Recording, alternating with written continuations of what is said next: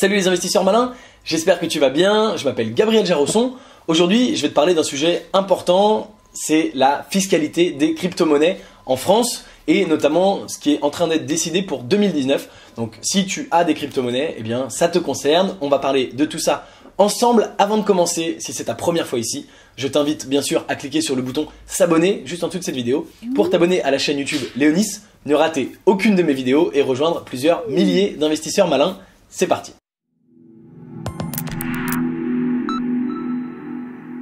Je vais m'appuyer sur un certain nombre d'articles qui datent du début du mois de novembre. Là aujourd'hui on est le 14 novembre je crois ou 15.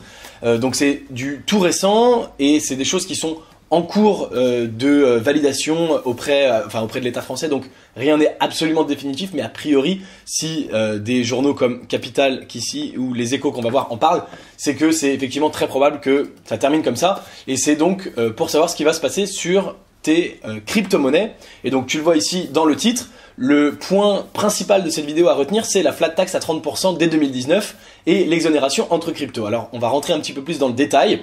Concrètement, qu'est-ce que ça veut dire? Eh bien, ça veut dire que sur la plus-value que tu fais sur tes crypto-monnaies, aujourd'hui on était taxé sur l'équivalent des valeurs mobilières à 36%, ce qui est déjà mieux qu'il y a quelques mois où on était à 50-70%.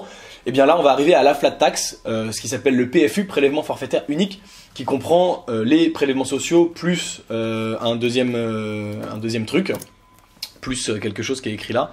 Il y a tellement de prélèvements, voilà, 12,8% d'imposition et 17% de prélèvements sociaux, ce qui fait un total de 30%, qu'on appelle la flat tax, sur tes gains en crypto-monnaie. Ça, c'est la première chose.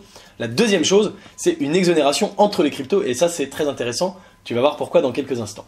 Donc, que nous dit cet article? Depuis début octobre, il y a le député Pierre Persson de La République En Marche qui nous révèle que les gains réalisés avec les cryptos seront bien soumis au même régime fiscal que la plupart des revenus du capital, soit une flat tax de 30%. Donc tout ça, bien sûr, hein, c'est le gouvernement Macron qui veut favoriser l'investissement, dynamiser le capital, etc. Le gouvernement nous l'a confirmé, ainsi que l'équipe de l'élu parisien. Donc voilà, c'est pour ça que je te dis que c'est pas encore aujourd'hui dans la loi, mais si le gouvernement le confirme, c'est qu'a priori, il n'y a pas trop d'inquiétude à avoir sur le fait que ça arrive. La mesure devrait faire l'objet d'un amendement déposé par le gouvernement dans le courant de la semaine prochaine. Et donc ça, c'était il y a déjà une semaine, donc ça arrive. Ce dispositif serait actif à partir de 2019. Donc si tu vends un bitcoin le 1er janvier, eh bien tu paieras les impôts sur cette vente en 2020 avec ce fameux taux de 30%. Donc les impôts, tu le sais, sont payés l'année suivante pour l'année précédente. Donc à partir du 1er janvier 2019, tu seras imposé à la flat tax l'année suivante. Voilà. Donc si tu as des bitcoins, eh ben, essaye de ne pas les vendre là tout de suite, puisqu'on est fin 2018, il te reste un mois et demi. Si tu veux les vendre, attends 2019, tu seras moins imposé. Il était à un moment envisagé, alors là je l'ai juste surligné d'une autre couleur parce que c'est rigolo, comme les métaux précieux. Et c'est trop drôle parce qu'on dit que le bitcoin c'est l'or numérique. Donc effectivement, on pourrait se dire qu'il y a un rapport. Mais finalement, la mesure a été écartée pour plus de clarté et de simplicité. Et heureusement, parce que dis donc, ça aurait été galère. T'imagines 11,5% prélevé sur le prix de revente ou 36% sur la plus-value avec une décote de 5% par an à partir de la 3e année de détention. Oh my god, le délire. Donc là, c'est la flat tax, c'est beaucoup mieux. Ce qui est intéressant, c'est que pour ceux qui ne sont pas en mesure de fournir le prix d'achat, comme c'est le cas pour une vieille bague de famille ou pour un bitcoin acquis il y a 6 ou 7 ans. Effectivement, il y a si tu as une vieille bague qui remonte à 5 générations, tu peux pas dire combien elle valait à l'époque où elle a été achetée. Pour un bitcoin, c'est un peu moins évident parce que tu peux retrouver le jour où tu as acheté ton bitcoin dans tes mails, dans ton compte, si c'est je sais pas quoi, Coinbase, etc. Et tu peux retrouver le cours du bitcoin à cette époque. Donc en fait, si tu fais vraiment des efforts, tu peux retrouver. Si tu n'es pas en mesure de justifier le prix d'achat, eh bien tu seras soumis à la taxation de 30% sur le prix total. On va considérer que ton prix d'achat c'est 0. C'est ce que je t'ai surligné ici. Donc ça c'est important. Donc encore une fois, c'est pas trop difficile de retrouver la date d'achat, mais sois sûr de peut-être la noter si tu veux être sûr, note-la dans un coin. Fais-toi une petite note sur ton ordinateur, sur ton téléphone pour dire je l'ai acheté à cette date-là, à ce prix-là. Si tu n'as que la date, encore une fois, tu peux retrouver le prix du bitcoin des 10 dernières années sur internet, donc ça va, mais et normalement si tu l'as pas noté, ton compte encore une fois te permet de le faire, mais sait-on jamais. Sinon c'est uniquement sur la plus-value. Donc il y en a certains qui disent que c'est décevant mais pas prohibitif, effectivement, notamment voilà, entre 0 et 15% pour la plupart des pays européens, je vais y revenir dans un instant, mais c'est pas non plus le pire truc et c'est déjà mieux qu'avant. De quoi je voulais te parler d'autre? Alors les opérations entre crypto-monnaies sont exonérées. Alors ça, moi c'est le point que je trouve le plus important, que je trouve absolument génial, parce que donc si tu fais des transferts entre cryptos, eh bien tu as 0 impôt.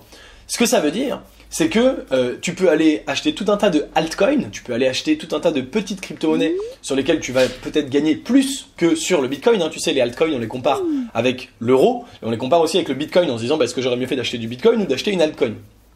Et ce qui est très chouette, c'est que si tu fais des gains sur ces altcoins, plutôt que de les sortir en euros, tu peux les sortir en Bitcoin, par exemple, et là tu n'auras zéro impôt.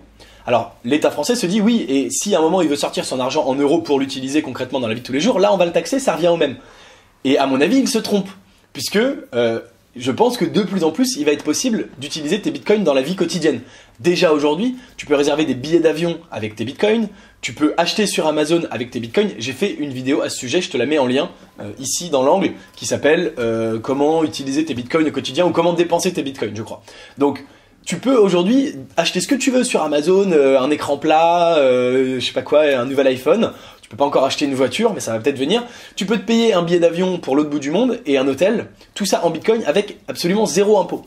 D'ailleurs, je pense que peut-être à un moment donné, l'État français ou les États seront obligés de revenir en arrière en disant bah on fait aussi une taxation entre les cryptos ou en tout cas entre les altcoins et le Bitcoin par exemple. Mais effectivement, je ne sais pas concrètement comment ils pourront le mettre en place. En tout cas, ce point-là c'est le plus important, c'est une très très bonne nouvelle pour nous, pour les investisseurs malins, pour les gens qui détiennent des crypto-monnaies et des crypto-actifs, parce que ça veut dire qu'on peut tout sortir en Bitcoin et les dépenser.